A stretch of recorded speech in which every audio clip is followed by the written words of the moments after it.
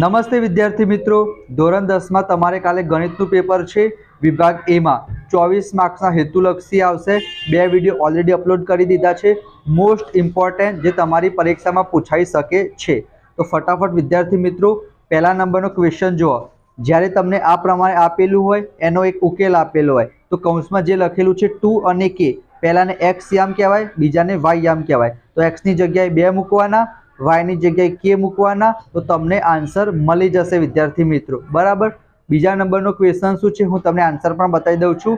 અહીંયા વિદ્યાર્થી મિત્રો શું કરવાનું છે, x² નો સહગુણક જોવાનો. x² ના આગળ કંઈ નથી તો +1 કહેવાય. પ્લસ હોય તો ઉપરની તરફ ખુલતો પરવલયાકાર આવશે, અને જો x² વિદ્યાર્થી મિત્રો કેવો હશે એનો સહગુણક માઇનસ હશે તો નીચેની તરફ ખુલતો પરવલયાકાર આવશે. અહીંયા તમે જો વિદ્યાર્થી મિત્રો પહેલાનો આન્સર કઈ રીતના તમારે કરવાનો છે, એક જવાબ આવશે. બરાબર, તમે અહીંયા જોઈ શકો છો વિદ્યાર્થી મિત્રો.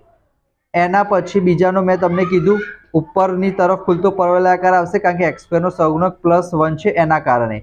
ત્રીજો OA નો સ્ક્વેર એટલે કે ઉગમ બિંદુથી વિદ્યાર્થી મિત્રો શોધવાનું છે, એ તો તમને ખબર જ છે, વર્ગમૂળમાં a² + b² આવશે. ચોથા નંબરનો ક્વેશ્ચન સારો ક્વેશ્ચન છે, ઇઝી ક્વેશ્ચન છે.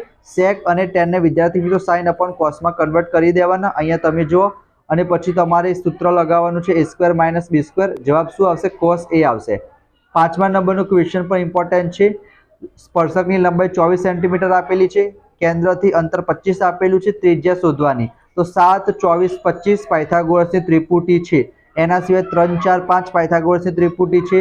10, 24, 26, 8, 15, 17, 9, 40, 41. આ વિદ્યાર્થી મિત્રો યાદ રાખજો, આ પાયથાગોરસની ત્રિપુટી છે. બરાબર.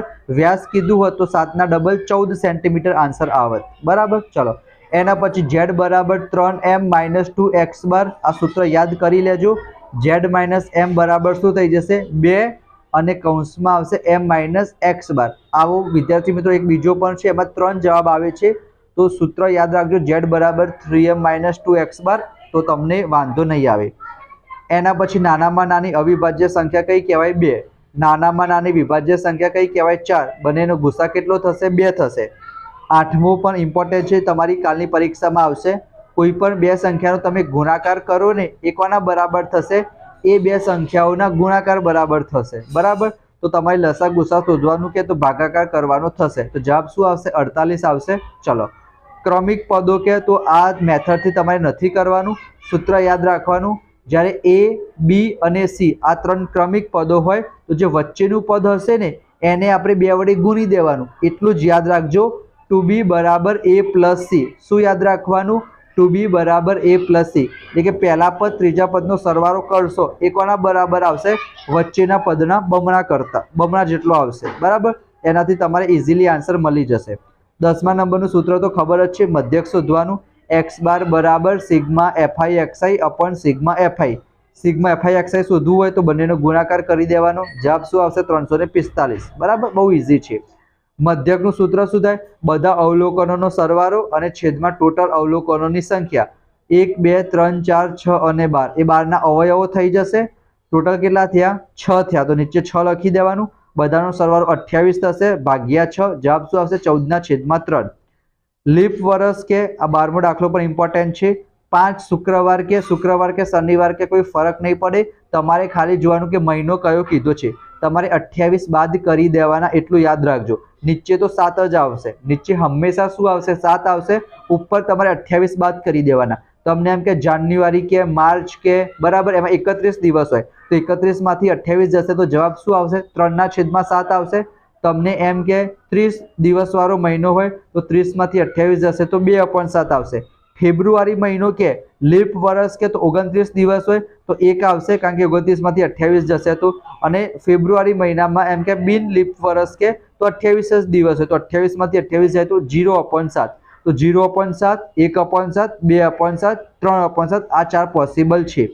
x = 7 દ્વારા દર્શાવાતી રેખાઓ x અક્ષને સમાંતર ના હોય, y અક્ષને સમાંતર હશે. 14મા નંબરનો 3, 3, 3, 3 સમાંતર શ્રેણી કહેવાય કારણ કે ડિફરન્સ જો વિદ્યાર્થી મિત્રો 0 સાચું છે.